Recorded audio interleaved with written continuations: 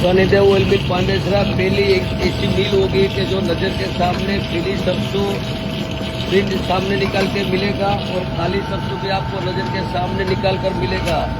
सुबह 9 से रात को 8 बजे तक आपको नज़र के सामने निकलता हुआ लीटर 2 लीटर 5 लीटर कोई फिक्स नहीं है, आपको जितना चाहे उतना ले सकते हो। काली सरसों पीली सरसों का भी भाव अभी गिरने वाला है, तो हमारे एक बार अवश्य मुलाकात लो। सनीदेव ऑयल मिल पांडेसरा हमारी 5 ऑयल मिल है, जो हमारा एकदम फ्रेश कोल्ड कच्ची गाड़ी में जैसा तेल हम निकालते हैं। हमारे 5 ऑयल मिल है सूरत में।